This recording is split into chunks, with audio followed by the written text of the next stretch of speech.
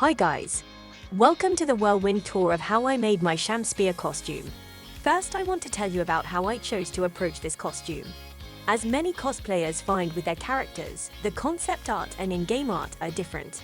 I chose to follow the concept art and only referred to the in-game art where details were not visible otherwise. Secondly, I had to bear in mind who Shamspeare is. He's an actor, living in the late 18th century, wearing a supposedly 16th century costume. While I was willing to make concessions in the name of looking fabulous, I needed to make an effort to somehow look historically accurate to both the Victorian and Elizabethan eras. Third, I had to remember that it is a costume in canon. In recent years, I've tried to make my costumes look realistic and not like costumes at all, but I had to do a complete U-turn here and accept that it is a costume. Furthermore, Shamspeare lives in poverty because he spends all of his money on costumes, which is relatable. Therefore, I was going to make every effort to make sure this looked like the kind of costume you would spend a lot of money on, and was happy to build on the design and not just follow it blindly. Lastly, I had chosen this costume to be my first ever entry into a national level competition. My previous Giselle costume worked out fantastically, especially considering I made her in about 8 weeks. But given the time constraints, I was often having to choose my battles. For Shamspeare, I had more than enough time to choose every battle and make this the best thing I have ever done. With that in mind, let's get going. First, I started with the fabric. I went to my local fabric store expecting to come home empty-handed due to my usual extreme pickiness. I was looking for satin, but found this velvet that was absolutely perfect.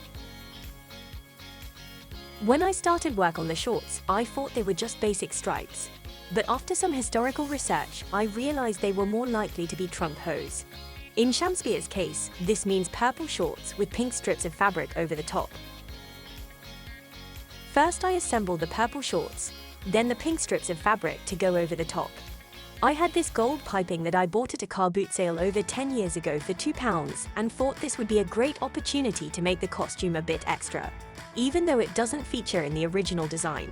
I also did some stitching with metallic gold thread for extra effect, with water-soluble interfacing underneath to prevent the stitches from just sinking into the fabric. To make the shorts extra poofy, I constructed something resembling a petticoat on the lining. This went between my skin and the outer layer. Once the main body of the shorts was done, I went about adding the cuffs and waistband. The waistband was elastic to help keep them up, although I also added belt loops for the belt. I added bias tape to the top of the cuffs on the inside to stop the scratchy horsehair braid that I'd added to the inside of my pink strips from coming into contact with my skin. Job done. In the end, the shorts took me approximately 2 months to make. Next up was the jacket, which was one of the most time-consuming elements of this costume, as it took a lot of trial and error to get it right. I started off with a basic shirt pattern and started making markups, adjusting where necessary to get the perfect fit. Once I finally had the body figured out, I transferred it onto paper. Next was the poofy sleeves, which again took several markups to get right. I started off with the original shirt sleeve pattern and scaled it up several times. You can see here the difference in size between the lining piece in yellow and the outer piece in green. My original idea was to make a petticoat structure like I had in the shorts, but in the end the easiest and best solution was just to stuff the sleeves as full as I could with dress net. Now I had a working pattern, it was time to start making the jacket out of my actual fabric. I started off making it in pink, adding more gold piping and stitching around the edges. Next, I had to figure out the shape of the purple stripes, which I top stitched on using a zigzag stitch.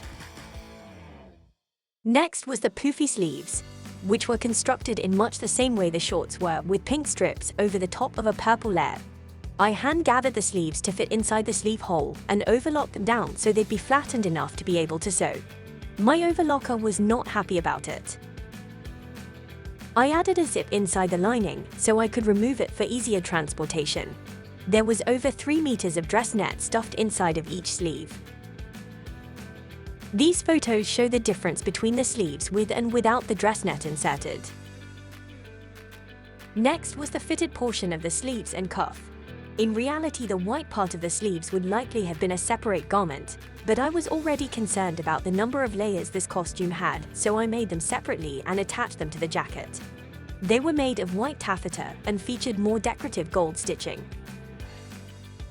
My weight tends to fluctuate quite a bit, so to finish off the jacket and also add some visual interest, I added a corseted back to the jacket so I can make it smaller or larger in the future as needed.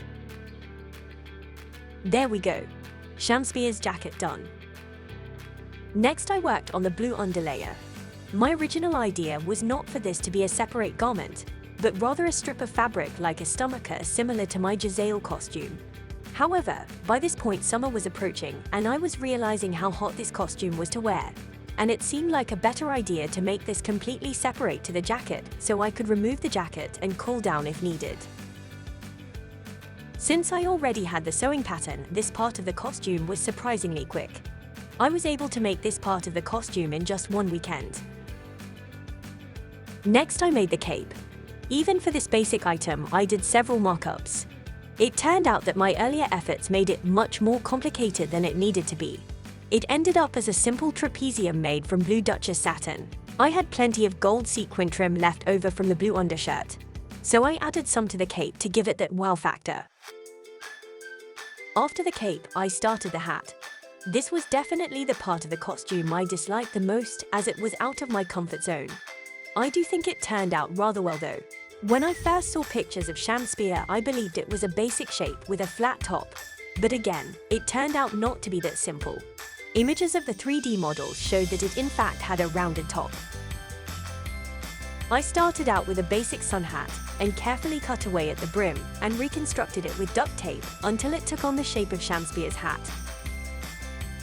I carefully started to cover the brim of the hat in purple fabric. It wasn't possible to do this all in one piece, but I was careful to make sure that any gaps were in areas that I'd later cover with pink stripes. Next, I started using masking tape to figure out where I wanted the stripes to be. I then removed that masking tape and made the same again from the pink fabric and glued it onto the hat. I then repeated the same process for the inside of the brim and the top of the hat. I wish it had been as quick and simple in reality as I've made it seem in this video. Next, I started on the hair, which was not actually a wig, but cleverly crafted pieces that I attached to the hat. I began by crudely making them out of paper so I could get an idea of the rough size and shape they needed to be. I then used these paper pieces to make plastic molds, which I held shut with masking tape, then stuffed with foam clay. This worked great, although it ended up taking 3 packets of clay to do all of the hair, which was expensive, as well as taking a long time to dry. If I were to do this again, I'd try to find a different method. When they were dry, I used a craft knife to cut and shape them down to what they needed to be, before slowly using Mod Podge to cover them in the milk-made blonde wefts that I had bought from Coscraft. I highly recommend Coscraft as their stuff is fantastic quality and very reasonably priced. They're a UK-based company, but ship worldwide. I'll include a link in the description. I had wanted to make the hair attach to the hat magnetically for easier transport, but in the end I didn't trust it to stay put. Instead, I cable tied the hair onto the hat so I could figure out exactly where I needed it to sit before hot gluing it on.